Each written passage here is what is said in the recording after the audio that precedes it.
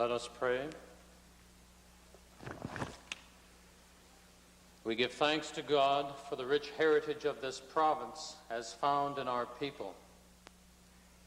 We pray that native-born Albertans and those who have come from other places may continue to work together to preserve and enlarge the precious heritage called Alberta. Amen.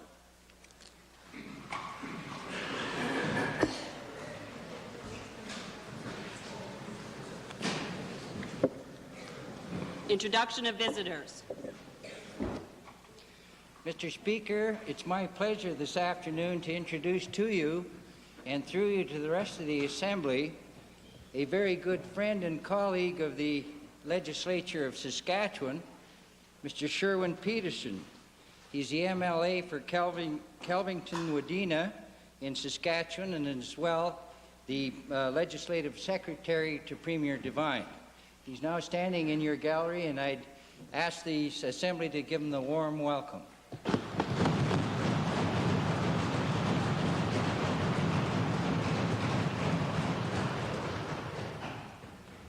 Presenting petitions. Reading and receiving petitions. Presenting reports by standing and special committees. Notices of motions. Introduction of bills. Member for Calgary Mountain View. Thank you, Mr. Speaker. I request leave to introduce Bill number 222, being an act to amend the Remembrance Day Act. Mr. Speaker, this bill would require almost all public and private enterprises in Alberta to close down between the hours of 6 a.m. and 12 noon on Remembrance Day. It exempts from its provisions certain public and industrially essential activities and allows the Lieutenant Governor and Council to set further exemptions.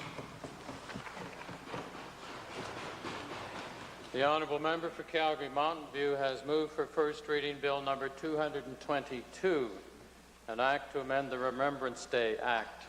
Those wishing to give assent to first reading, please say aye. Opposed, please say no. So ordered. Bill 222, being an act to amend the Remembrance Day Act, introduced by Honourable Member Mr. Hawksworth, is now read a first time. Edmonton Meadowlark. Mr. Speaker, I request leave to introduce Bill 256, being an act to amend the Financial Administration Act. This bill would require that any tax expenditures proposed by the government be budgeted and approved by the Legislative Assembly as supply votes of expenditure. As well, the bill will require tax expenditures to be shown in the public accounts as normal expenditures of public money as recommended by the Auditor General. The honourable member for Edmonton Meadowlark has moved first reading of Bill 256, an act to amend the Financial Administration Act. Those in favour, please say aye. Opposed, please say no. Carried. Bill 256, an act to amend the Financial Administration Act, introduced by Honourable Member Mr. Mitchell, is now read a first time. Calgary Fish Creek. Mr. Speaker, I request leave to introduce Bill PR 21, the William Roper Hull Home Amendment Act. The purpose of this bill is to expand the objectives of the William Roper Hull Home to promote the emotional and psychological well-being of children and families through the provision of education, preventative and treatment services. The change in the objects of the corporation by these amendments was made to reflect the changes in the needs and circumstances of children involved. The honourable member for Calgary Fish Creek has moved first reading of Bill PR 21, the William Roper Hull Home Amendment Act 1987. Those wishing to give assent to first reading, please say aye. Opposed, please say no. Carried. Bill PR 21, being the William Roper Hull Home Amendment Act 1987, introduced by Honourable Member Mr. Payne, is now read a first time. Tabling returns and reports. Mr. Speaker, I'm very pleased this afternoon to table for honourable members an announcement made earlier today, jointly by myself and the Federal Secretary of State, the Honourable David Crombie, which announces Canada's first multicultural resource development institute. Mr. Speaker, Further, pursuant to Section 6 of the Dental Professions Act, I wish to file with the Assembly copies of the Association's annual report for the year ending June 30, 1986. Introduction of special guests. My pleasure this afternoon to introduce to you and to all members of the legislature a grade 6 class from Holy Cross School.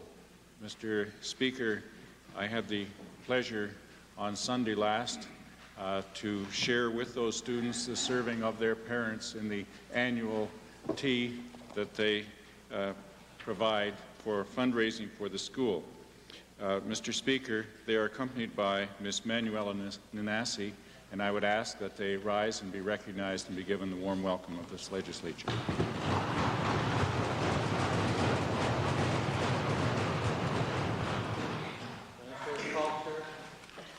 Mr. Speaker, I'm very pleased this afternoon to introduce to you and to members of the Assembly 6 individuals who have assisted a great deal in the development of the Multicultural Institute, which has been announced. They're seated in the members' gallery, and I will ask them to stand and receive the welcome of the Assembly once I've read their names. They are Rowena Massey Hicks, Principal Consultant, TABI Training and Implementation; David Bai, Member of the Institute's Advisory Committee and Chairman of the Prairie and Northwest Region Canadian Multiculturalism Council; Ted Van Eken, former Chairman, Alberta Cultural Heritage Council and Alberta Cultural Heritage Foundation; Shelley Mayrove, Vice Chairman of the Jewish Federation of Edmonton; Richard Shelford, President of the Council of Black Organizations; and Dick Wong, Business Consultant, Gracefield Investments. I'd ask them to receive the very warm welcome and thanks of the Assembly for their assistance.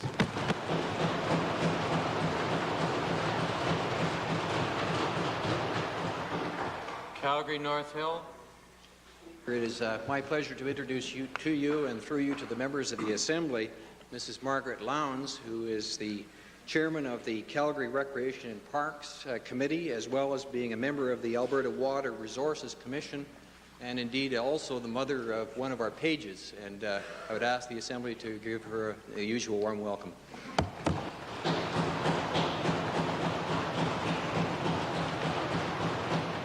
Attorney General. Mr. Speaker, Solicitor General. What's the difference? A general's a general. Mr. Speaker, it's my pleasure to introduce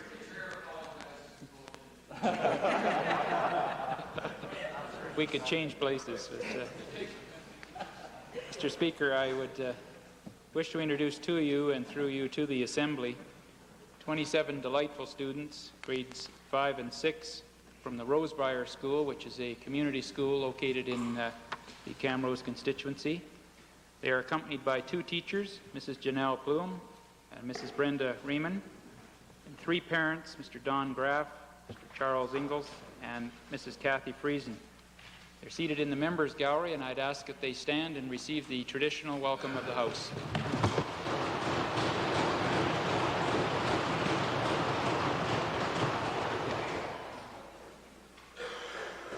Ministerial statements. Mr. Speaker, I am pleased this afternoon to advise honourable members of the appointment of a 6-member Apprenticeship and Industry Training Review Committee, which will conduct a public review into apprenticeship and industry training in Alberta. As honourable members may recall, the government indicated in the speech from the throne on March 5th its intention to carry out such a review.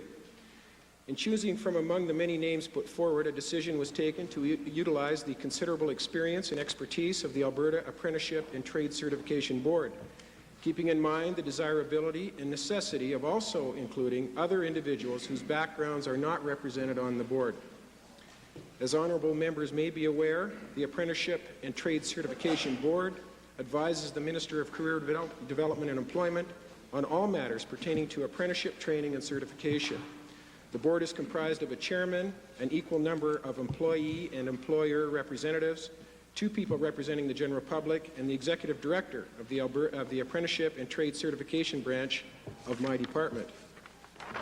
The The 6-member review committee that I have announced today includes 4 members of the Alberta Apprenticeship and Trade Certification Board. Its chairman, Mr. John Ritter, who will also be chairman of the review committee, Mr. Peter Conboy, employer representative, Mr. Bill Marlow, employee representative, Muriel Stanley Venn, a public representative. The remaining 2 members of the review committee are Brian McClelland, who is head of labor relations and employee development with Sherritt Gordon Mines Limited, and Mr. Eckhard Kolsch, who is general manager of the Edmonton Convention Centre. Time does not permit me to list the excellent qualifications of these 6 individuals. However, Mr. Speaker, I am tabling biographical profiles on each member. It is clear that for these profiles, that collectively they bring to the review committee in-depth knowledge and understanding of industrial, vocational, and apprenticeship training, a broad awareness and sensitivity to community needs, and extensive work experience. One of our primary objectives is to examine existing practices and programs in light of rapidly occurring changes that are overtaking the workplace. An important objective of the review is to help highlight some of these changes with a view to identifying modifications to existing apprenticeship and industry training systems, to upgrade the skills of journeymen, upgrade industrial training generally, and ensure that Albertans possess the skills needed in the future. In carrying out its work, the review committee will pay particular attention to the immediate and longer-term training needs in new or emerging industries where training requirements have not yet been identified or fully identified. Among the more important matters, the review committee will examine and report on are current apprenticeship and industry-based training certification practices, monitoring and enforcement of legislation, on-the-job and institutional training for the tradespeople, capacity of small business to train employees as compared with larger corporations, non-traditional industrial training, employee training needs in new and emerging occupations, and the role of government, labor, and management in training employees to meet future needs. I wish to note as well, Mr. Speaker, that the 15-member advisory panel, that a 15-member advisory panel comprising a chairman, the 7 remaining members of the Alberta Apprenticeship and Trade Certification Board, 3 members representing labor, 3 persons representing business, and 1 person representing post-secondary education will be established to assist the review committee. Details of the advisory panel and the names of its members will be announced within the next short while. Finally, Mr. Speaker, I wish to advise that the review committee will actively solicit public input. Within the next week or so, the general public will be invited to submit their written comments to the committee. In the fall, the review committee will conduct a series of public meetings in various locations throughout the province. Both are in keeping with this government's commitment to actively consult with the public on important matters of policy. Yes, Mr. Speaker. Quickly looking through the ministerial announcement, I certainly have no objection to a public review. I would just suggest to the minister and members of the government that in the time before the recession that we probably had some of the best tradesmen not only in Canada but in North America. And what has happened, of course, has a lot to do with the economy and the government's policies, because as we've dismantled the labor movement, they were actively involved at the time, the minister's well aware, in upgrading skills, lowering wages. Then we've had an exodus of some of our top people. Many of them that I know are in Ontario right now, other parts of North America. It may be hard to get these people back. So a lot of the review, Mr. Speaker, has to do with the economy itself. But in saying this, I look forward to the review, specifically number 1, upgrading the skills of journeymen. Obviously, that should always be a high priority. The number 2, update industrial training generally. I hope, Mr. Speaker, that this doesn't mean a blending of all construction trades to affect downgrading of trades apprenticeship altogether. And I just pass that out. I hope that that's not what it means. Number 3, ensure that Albertans possess the skills needed in the future. Again, Mr. Speaker, I come back.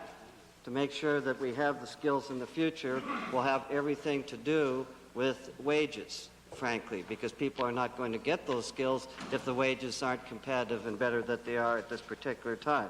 So I certainly say, Mr. Speaker, that we welcome the review, and if we ever get this economy turned around, we better be looking at how we're going to bring back journeyman qualified people into the province to do the things that need to be done in this province. Oral question period. Yes, Mr. Speaker. I'd like to direct my first question to the provincial treasurer, the tax man. Mr. Speaker, along with a lot of what I would call other sneaky tax hikes, the treasurer slipped a new flat rate tax on Albertans.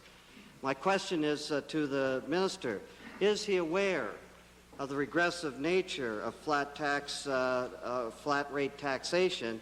And if he is, will he explain why he went ahead with implementation of this particular tax at this particular time? Mr. Speaker, I am well aware of the impact of various tax proposals which are included in this budget.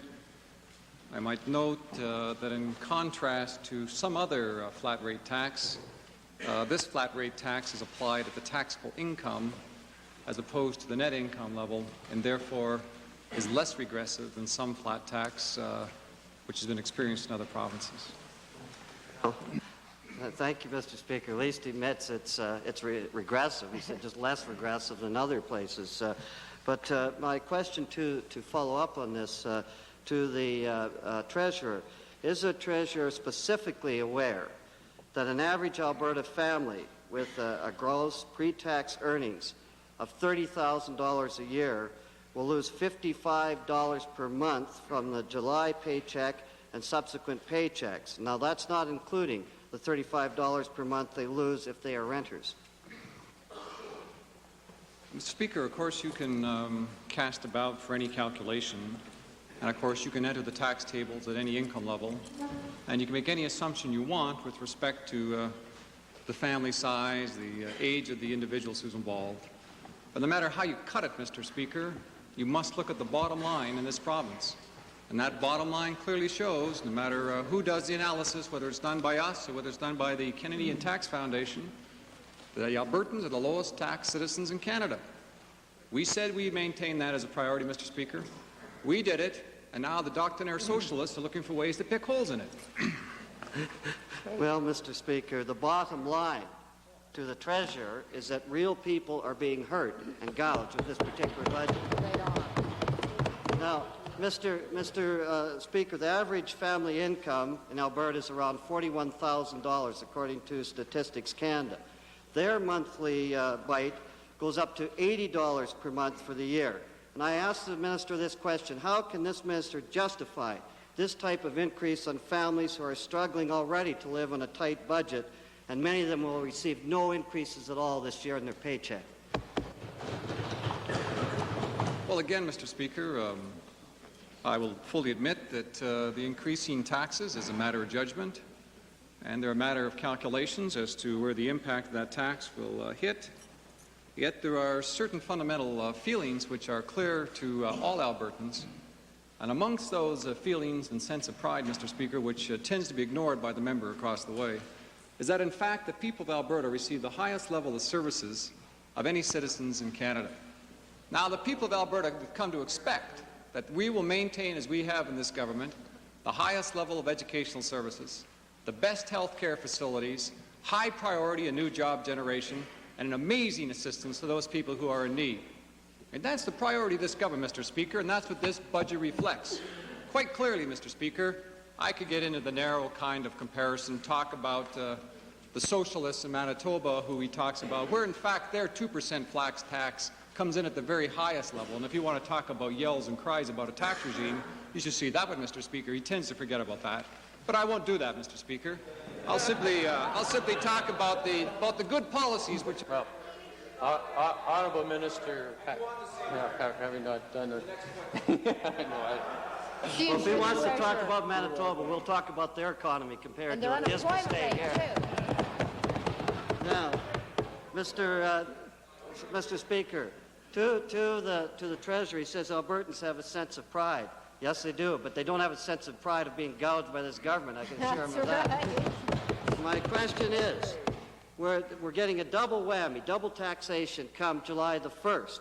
What assurance will the Treasurer offer that this government, as they fight the deficit, will not make this these new tax tables permanent? Can we get absolute assurance from this minister? Come on.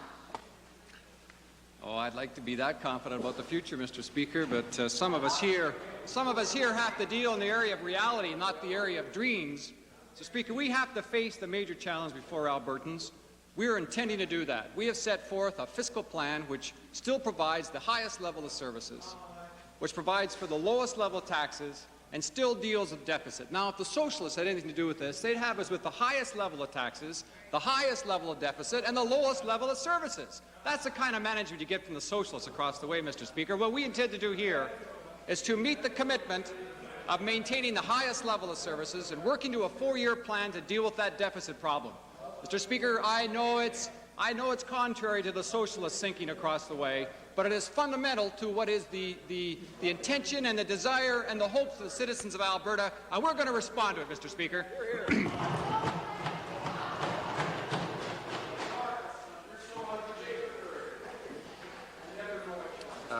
The chair will recognize Edmonton Meadowlark when it hears a little bit more silence. Edmonton Meadowlark, followed by Little Bow. Thank you very much, Mr. Speaker. Further to the point concerning the regressive nature of this new tax regime, can the Treasurer please confirm that the new gasoline tax is also a highly regressive tax, a sales tax, in fact, which takes a greater portion of a low-income earner's income than it does of a higher-income earner's income? Well, Mr. Speaker, without getting into the calculation about where you are on various curves or talking about the functional relationship, I can say, of course, that any tax at some point is regressive. I mean, none of us like to pay any kind of tax, and it's true that some forms of taxation are more regressive than others. Yet in comparison on the case of the cost of gasoline in Alberta relative to other provinces, it is safe to say, however, that the gas tax, the fuel tax, which has been applied in this budget, is the lowest in Canada.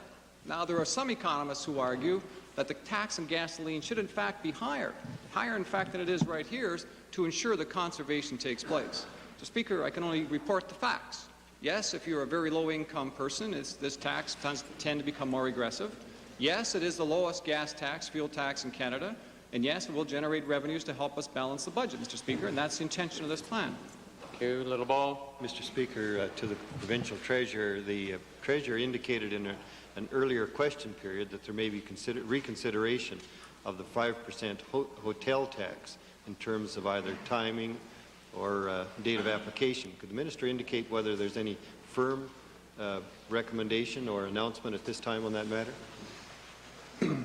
Well, again, Speaker, to the member from Little Bow, of course, we have had under consideration both an extensive debate. My colleague, the member from Banff Cochrane, raised this first during a variety of estimates. My colleague, the Minister of Tourism, and even the member from Meadowlark, in fact, has raised this question. We're in the process of reviewing. We're consulting with the tourist sector to see what kind of recommendations they would entertain. But I can say that it is under consideration right now. Member for Red Deer South. Supplementary, Mr. Speaker, to the provincial treasurer. I know that the provincial treasurer went to great lengths to shelter and protect low-income Albertans. Could he advise this House how many additional low-income Albertans will be taken off the tax roll this year over last year? That's right. There's no question. I may have omitted some important facts, Mr. Speaker, when I wouldn't want to miss an opportunity to make sure that the full record was on the table here, Mr. Speaker. And I appreciate the very clear point made by the member from Red Deer, wherein he does reinforce what is the clear intention of this budget, to do several things which deal with the low-income side of the income distribution. First of all, properly noted, the Alberta Selective Tax Credit will in fact be applied to more Albertans this year than ever before. Those who have done their income tax recently will see that I think under the current regime it's about $370. We intend to raise that to something higher than that. The number is escaping. I think it's $440, which will allow another 235,000 Albertans to either pay no tax or to pay less tax than they would normally under the tax schedule, recognizing fully the impact of tax on low-income people. Moreover, Mr. Speaker, as a second element, the two other kinds of temporary taxes which were applied in this budget One, which is the so-called flat tax, as I've described, applies the taxable income, Mr. Speaker. Everyone knows that taxable income is arrived by deducting most of those calculations, such as exemptions, a variety of those items, and therefore most people, very few people are impacted at the low income by any kind of taxable income, and therefore the flat tax would apply there and will be not as regressive as some taxation. In fact, will imply more on the higher incomes. Thirdly, Mr. Speaker, with respect to the surtax, Mr. Speaker, that tax will apply to those people with provincial income taxes above the $3,700 level, ensuring again that the impact of the tax is in the higher income Albertan. Finally, Mr. Speaker, with respect to the adjustments on the Medicare premiums, my colleague, the Minister of Hospitals, has always laid before the House the fact that there is a new tier with respect to the way in which the premiums impact the lower income. Once again, Mr. Speaker, we have assisted the lower income Albertan in many ways, in the tax regime, in the medical care system, and in a variety of other programs, Mr. Speaker, which I know you don't want me to recount right now. Such perception. Second main question, Leader of the Opposition. Yes, Mr. Speaker. Yeah. I'll try to get it through. You get a speech now. Mr. Speaker, to the Minister of Energy. Mr. Speaker, yesterday the Minister came to an interesting conclusion. It seems that even he has to admit that deregulation of energy is not working in the best interests of Albertans. Mr. Speaker, it should have been rather obvious, even to Conservatives, that we have a $3.3 billion deficit, higher taxes, and a cutback in people's services. But my question simply is this to this Minister. Will the government now bring back an Alberta border price for gas to protect Alberta's interests? No, Mr. Speaker. That's a good answer, Mr. Speaker, one that we expected. Now, my question simply to the Minister. He said that this government does not want residential and commercial gas users buying gas on the open market, not only in Ontario, but right here in this province. Now, most people, Mr. Speaker, thought this is what deregulation was all about. And, Mr. Speaker, it shows to me that the right wing knows that their policies are become a disaster. And I want to say simply to this Minister, when is this government, this is the question, don't get excited, Jimmy, don't get excited. My question to the Minister is, when is the Minister going to admit that the failure of its energy policies and get on with the job of seeking fair prices for Alberta's resources? Well, Mr. Speaker, there's been no failure with respect to energy policies. We've been working with industry and other governments, going through a difficult process of deregulation. When world oil prices fell a year ago, there are a number of obstacles in the road that we believe by cooperative discussions we can remove. Free market. Well, most people would consider a $3.3 billion deficit one year a failure, but the government has a new record. My question, it seems that the deregulation policy brought in by the government has given Ontario cheaper energy and has given them more control over our energy resources. My question, if the government believes that so much in deregulation, they seem to indicate this, and they want to continue it, a simple question to this Minister, why won't the Minister then give average Albertans a break in this so-called deregulated market and let the core users negotiate new short-term, low-cost contracts so Albertans can benefit? Well, Mr. Speaker, the honourable member makes a number of comments prior to his question that really one has to look at.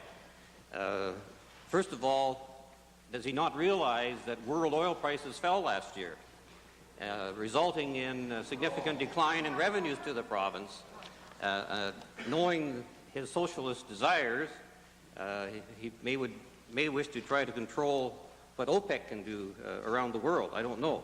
But obviously, world oil prices are a significant factor on revenues to this province. Secondly, Mr. Speaker, he makes the comment that Ontario has more control than it had previously in determining prices. That is not the case.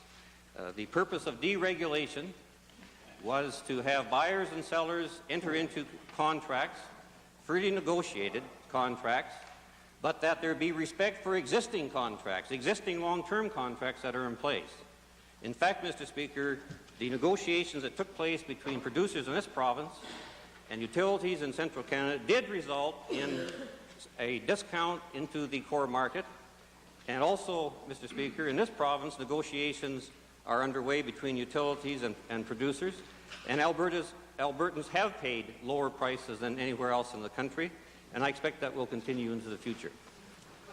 Supplementary question, Mr. Speaker. Albertans are in the worst of all worlds. Higher taxes, high deficit, lower people services, and high gas prices. Is the minister not prepared to admit that this has been an absolute disaster?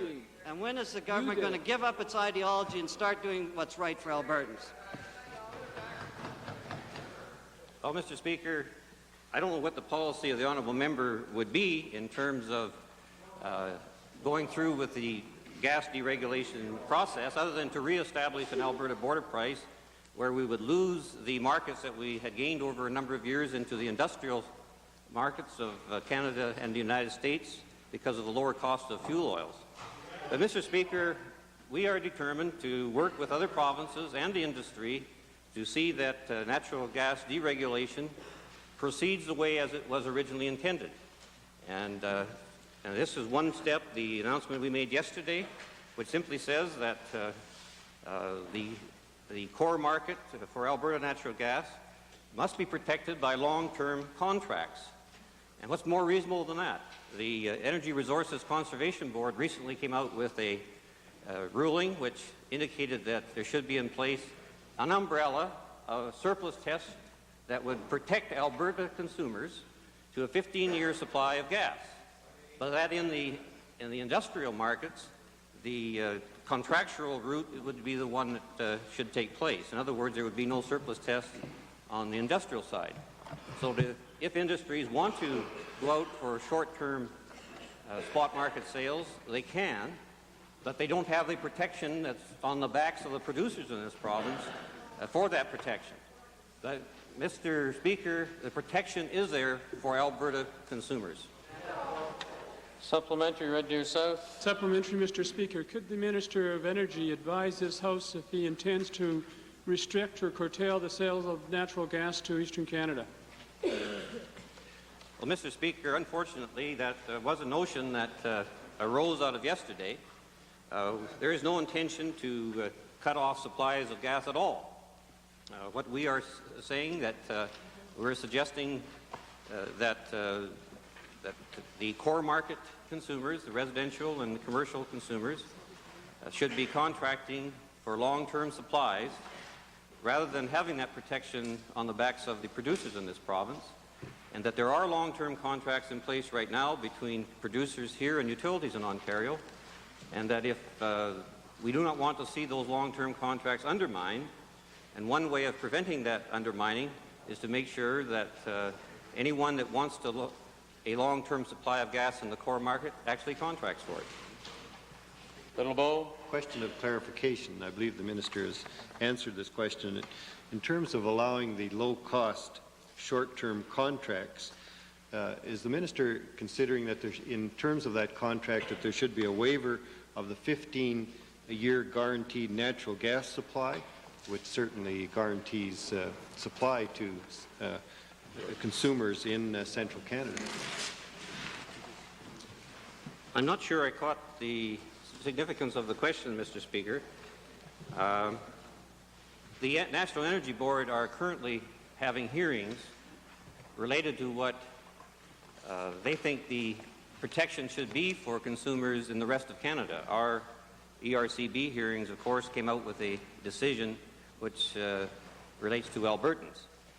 We think that the ERCB decision was a fair one, and one that the National Energy Board in their hearings will look towards as a guide, hopefully. Also, it is a decision whereby producers in this province and the Alberta government will be making their case before the National Energy Board. In that case will primarily be that there should not be an umbrella protection on the backs of our producers for the industrial market, but that in the core market there very well may be a surplus test to provide protection. But even with that, there should be long-term contract protection as well. Calgary-Buffalo supplementary, final supplementary on this issue. Mr. Speaker, we're now seeing the greatest retreat since Stalingrad, but only after the government's deregulation policies have brought this province to its knees economically. The honourable member from Littlebow hit it right on the head.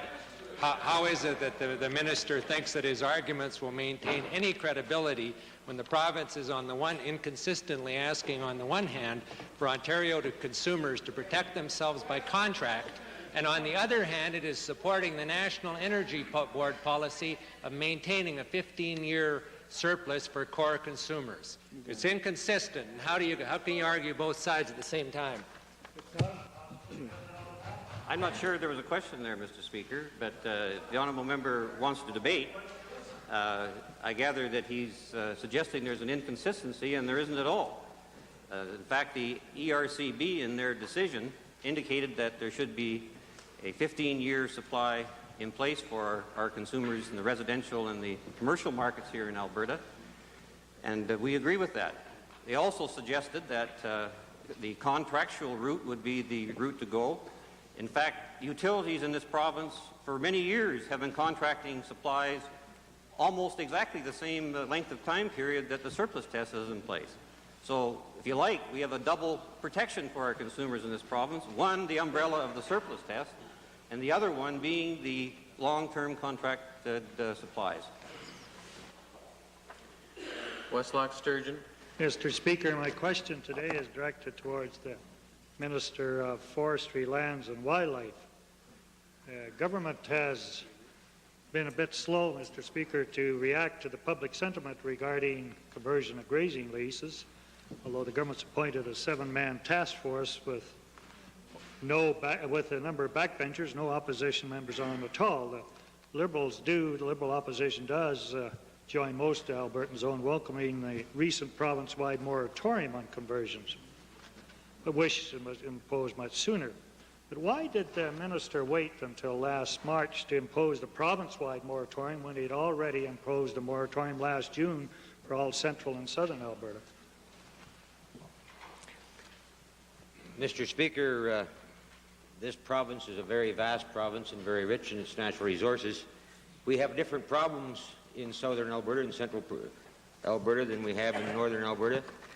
In the central zones and the southern zone, there was concern showed a year ago, and that's why the freeze was originally put on, and the task force recommendations came in, and they recommended a temporary freeze on the balance of the province, and that's why it was done at a later date. Mr. Speaker, to the minister then, if it is indeed the case, why didn't the task force hold public hearings rather than the private hearings? This is an issue where the public has a great investment now that summer is here. Get out into the country, whether it's fishing, hiking, or anything else. This is not a private matter. Why did they not hold, and why are they not going to hold public hearings on this matter?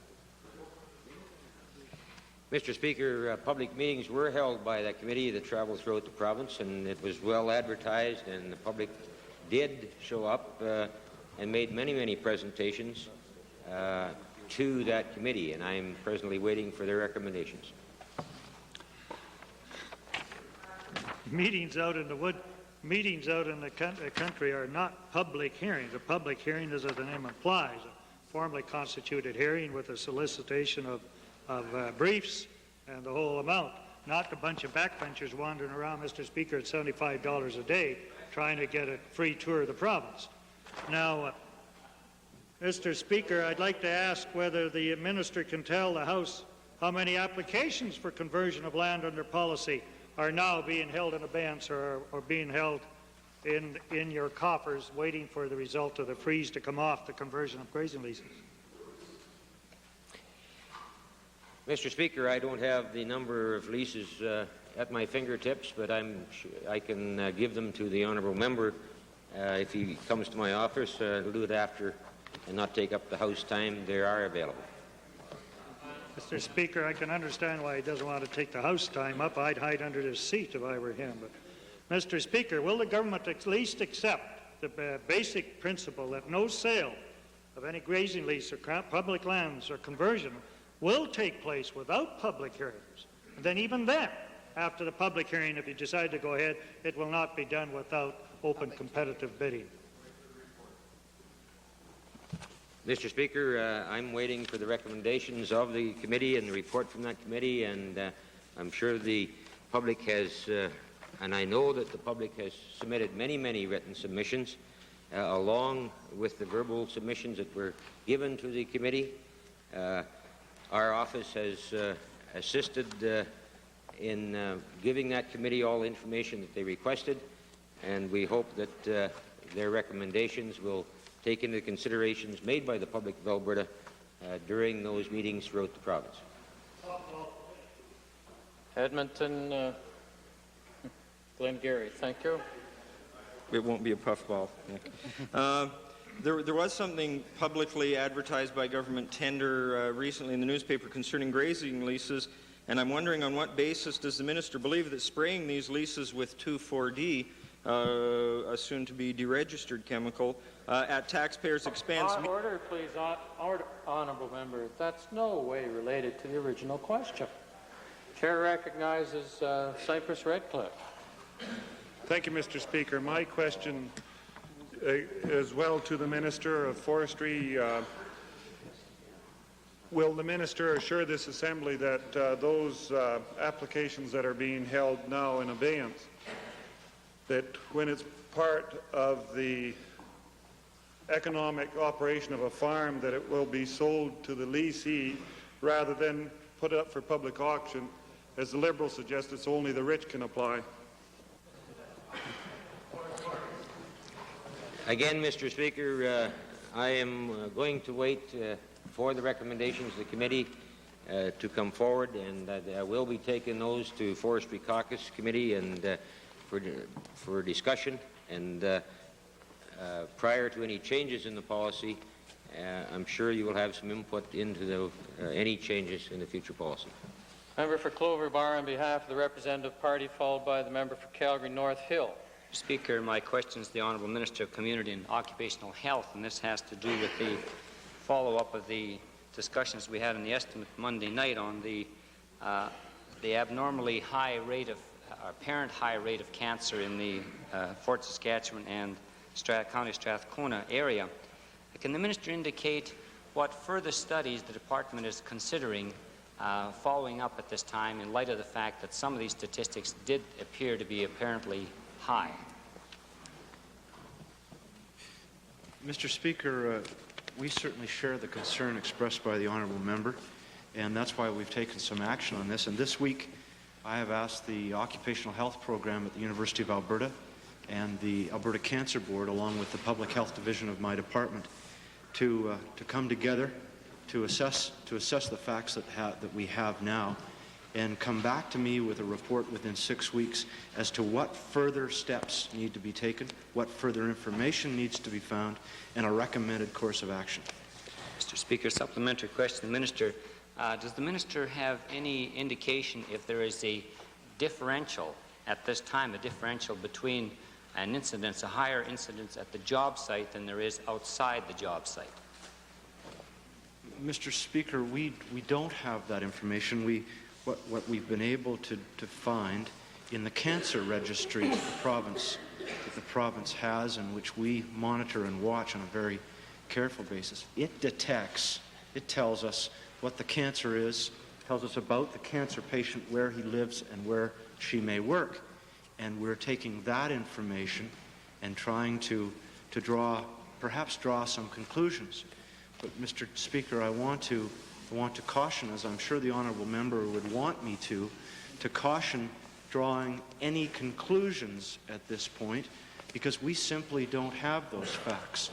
The cancer may be linked to any number of factors, including lifestyle, including geography, location, where someone has grown up, where they've lived, how long they've lived there. Also may relate to occupation and environmental hazards, and that's the kind of information we want to pull together before we draw those conclusions.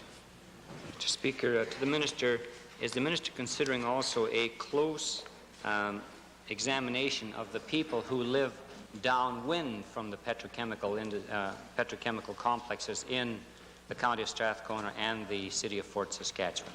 How wide a range is that study going to cover downwind? Well, Mr. Speaker, the statistics that were prepared and put forward in a report by the Alberta Cancer Board focuses and addresses itself primarily to cancer statistics within the county, within County 20. And that's where the concern has arisen, and that's the concern that we want to address. We've not found significantly abnormal cancer statistics in other regions, in other census areas, and this one is the one we're wanting to come to grips with and come to a conclusion on. Mr. Speaker, final supplementary. Can the minister indicate if he has established a deadline for the study so that the completion date can be relatively short? Mr. Speaker, I've asked for that report from the university and from the Cancer Board and from my officials jointly by the end of May. And I want to make sure, Mr. Speaker, that the report on the action that must be taken. And I want to, while I have the opportunity, Mr. Speaker, just to caution anybody who may be concerned about these cancer statistics, that if there is any concern, that they have an opportunity, and I would encourage them to consult with their physician, to consult with the local health unit, and to consult with the Alberta Cancer Board, because we recognize the concern, Mr. Speaker, and that's why we're taking this action. Westlock Sturgeon. Supplementary to the minister, can the minister tell the House whether there are any other studies going on in Alberta to indicate whether there are other areas or incidents of cancer or health problems? And if so, would he undertake to inform the public as soon as studies are complete and give the assurance that no studies of an unusual health hazard or unusual cancer or other incidents will be concealed? In other words, will you release it to the public as soon as possible? Mr. Speaker, this government doesn't conceal anything of that kind because we don't believe in playing with Albertans' lives, and where there is a problem, we take action. And I want to confirm for the honourable member that we in this province are fortunate enough to have an excellent cancer registry such that any Albertan who is found to have cancer is monitored, is helped and watched through the progression of that Albertan's disease. And where we have identified a problem, we will go to work on it. Edmonton Glengarry. Thank you. One aspect of this problem would be its cost factor for the Medicare system. So for the Minister of Hospitals and Medicare, has his department calculated, or will they be calculating, what it will cost the taxpayers for the government not to get to the bottom of this and alleviate this problem of significantly higher cancer rates in the county of Strathcona? In other words, how much is their higher rate of cancer costing us in treatment? Mr. Speaker, that's a question that I would certainly be unable to answer. Member for Calgary North Hill, followed by the member for Edmonton Beverly. Mr. Speaker, my question is to the Attorney General. On Thursday of last week, the Supreme Court of Canada handed down its decision in a case which determined constitutional questions concerning the validity of compulsory arbitration in 3 public service statutes of this legislature, and indeed upheld those provisions. Because of the significance of this decision to potential questions of conflict in the future between provisions of the Charter of Rights and provincial legislation, my question is whether the Attorney General has had an opportunity to review the decision, and particularly with respect to the judicial review and the legislation of this province. Mr. Speaker, the honourable member has made reference to a case which was put before the Supreme Court of Canada as a result of a reference, first of all, to the Court of Appeal of Alberta, and then following a successful, from the government's perspective, decision in that court to the Supreme Court of Canada. Of significance in the judgment was the fact that the court, by a 4-2 decision, declined to replace the legislative review that is necessary for labor legislation, and it has appeared that many of those concerns that many people had that courts might be placing themselves in legislative positions have not been, those fears have not been met. I would say that that is a significant constitutional development, and the judgment, which just arrived yesterday in its full impact, I've had an opportunity of reviewing, appears to be quite supportive of the Government of Alberta's position. Supplementary, Mr. Speaker, to the Attorney General again. In view of the Court's refusal to answer the question on the reference dealing with the right of the Crown to exclude certain classes of employees from collective bargaining units, would it be the intention of the Attorney General to include such a question in more specific and acceptable form in a future reference to the Supreme Court? That's not the present intention of the government. That question, as the honourable member has indicated, was not answered in the Supreme Court of Canada, and therefore remains unanswered. I would think that it would not be our intention now to try and take the matter further, and it may await judicial interpretation at a future date when and if legislation is brought to the courts by other parties rather than the government. Mr. Speaker, supplementary to the Minister of Labour. While it is recognized that the decision relates to public service matters rather than labour relations in the private sector, I wonder if the Minister can advise us as to whether or not this decision will in any way impact upon the recommendations of the Labour Review Committee concerning the right to strike. Mr. Speaker, I don't think it would have any impact whatsoever on those recommendations. To review the matter briefly, the committee did not recommend any expansion of limitation upon the right to strike or the corresponding ability of the employer to lock out. What it was doing more was trying to find a system of fairness and equity for all negotiations where that permission continues in legislation. The difficulty is that the committee was not addressing the Public Service Employee Relations Act nor the Police Officers Collective Bargaining Act. It was addressing essentially the Labour Relations Act and the Employment Standards Act. And in view of that, was not related to those decisions. The committee was, however, looking at the Labour Relations Act, and of course there are some restrictions in the Labour Relations Act for some employees in the public sector. There was no concept of expanding that restriction. Member for Edmonton Beverly, followed by the member for Calgary Buffalo.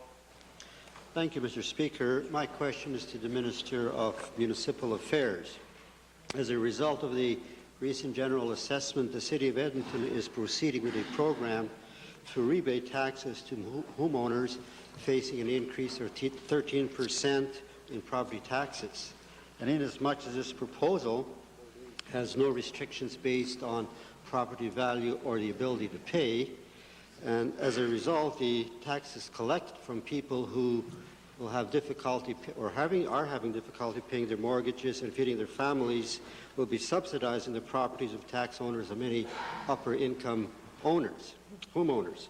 Will the Minister inform this Assembly if he will intervene and suggest to the Mayor of the City of Edmonton that the city taxes should be made more equitable? That's those Liberals for you. Mr. Speaker, I think the plan is the plan of the City of Edmonton, and there may be some small question as to the wisdom of their plans, since the honourable member and I have left the City Council.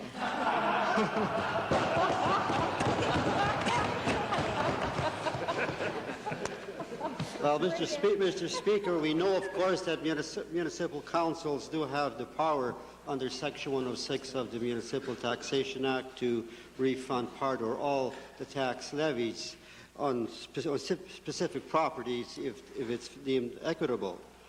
Now, if the minister obviously is not going to intervene with the city, well, the minister at least suggested to the city that it put a cap on the actual rebate. That is, the actual dollar amount that individuals receive, so that the bulk of the money does not go simply or flow simply to the property owners, or the wealthy property owners. My God. Well, Mr. Speaker, I believe the first answer is basically the second answer, and the city has the responsibility to attend to this matter in whatever way they choose. And it's, as the honourable member has said, it's pursuant to municipal taxation legislation, and so long as they operate within the scope of that, I think they should be undisturbed, and I wouldn't make representations to any municipality about things which are within their scope as a municipality. And I think the honourable member should maybe make his case more specifically, and any representation that he specifically made to me would be prepared to consider, but that is subject to the overall policy that municipalities have to take the responsibility for their own acts. Thank you, Mr. Speaker. I agree with the minister that certainly he and I wouldn't have voted for this particular proposition. However, I think there is a moral responsibility that there needs to be some intervention, because I think the proposition is wrong. Another question to the minister, Mr. Speaker.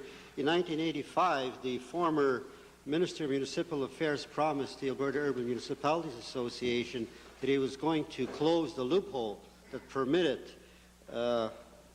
property owners to farm urban land, basically to escape the necessary taxes.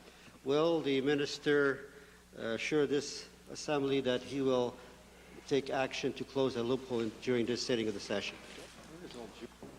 Mr. Speaker, I can't give that assurance today, because the Municipal Taxation Act is one of the bills that I hope to have before the Assembly during this session.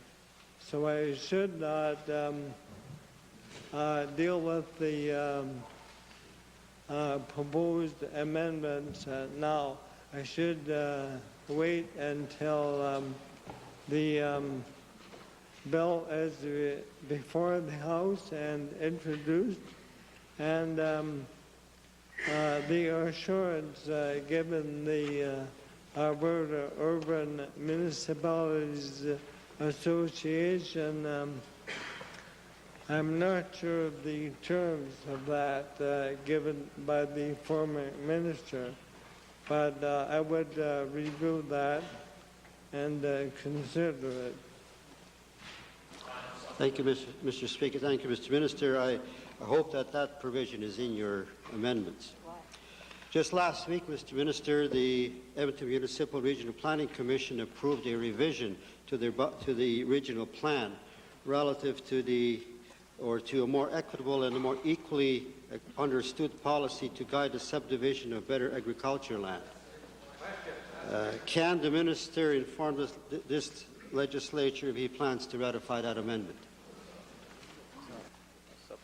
The question of a ratification of a regional plan amendment, that particular one hasn't come to me yet through the officials, and I would consider that. Actually, the policy is, if it's a minor amendment that is not totally supported, the minister would consider the minor nature of it and perhaps approve it. But the real test is that basically the Regional Planning Commission should have strong reasons and a measure of across-the-board support from the municipalities.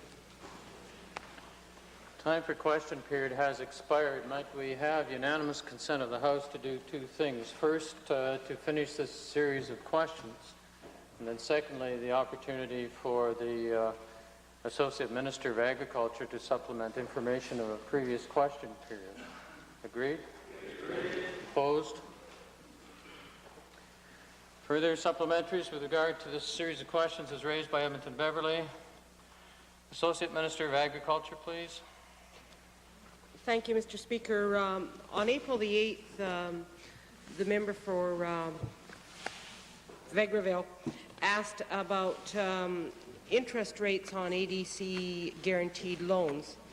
The staff at ADC have checked the loans that they have had called on guarantee and have found no evidence of overcharging, but they're doing further checking, and if there is evidence found, would follow up on the problem.